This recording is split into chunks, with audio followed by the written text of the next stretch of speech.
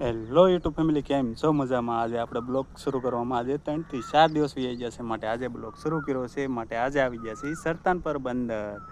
તો અમારા વિડીયોમાં ઠેઠ લગન બના રહેજો. મસ્ત મજાના તમને ઓળા બતાવું, મસ્ત મજાના જૂનવાણી વાણ બતાવું, અને સેટેલાઇટ દ્વારા જે અંદર દરિયાની અંદર જે કાંઈ સીપ આવતી હોય તો એના માટે થઈને આપણને ટાવર પણ આપેલો છે. માટેના અવારનવાર કેટલી પ્રકારના ઓળા છે, માટે અમારા વિડીયોમાં ઠેઠ લગન બના રહેજો.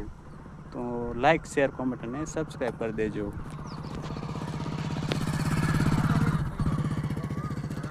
આ છે અમારા ગામના ઓડા, અને આજે સરતાનપર ગામના લગભગ 200 થી 300 જેટલા ઓડા છે.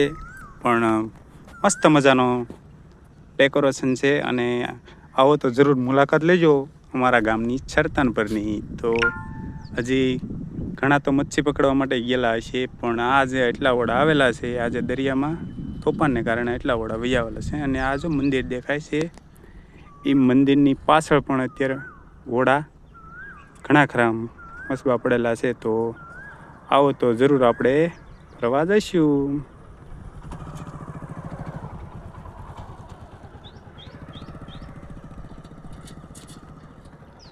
આ છે એક અલગ નજારો. તો વિડીયોમાં જો ઠેઠ લગન બના રહેજો. માટે લાઈક, શેર, કોમેન્ટ અને સબસ્ક્રાઈબ કરી દેજો. માથે ફરે છે, સેટેલાઇટ છે, માટે અંદર જે કાંઈ દરિયાની અંદર સીપ આવે, અને ઘણા ટાઈમ પહેલાં અહીંયા સીપ પણ તૂટતી, અને જૂનવાણી બંદર કહેવામાં આવે છે સરતાનપર બંદર. તો કેવું લાગે કોમેન્ટમાં જરૂર કહેજો.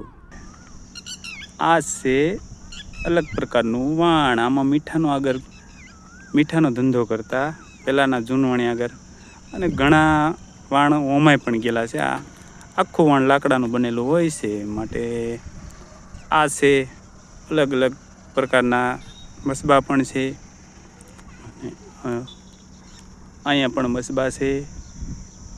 ભાઈ પાણી કાઢે છે મસબામાંલું.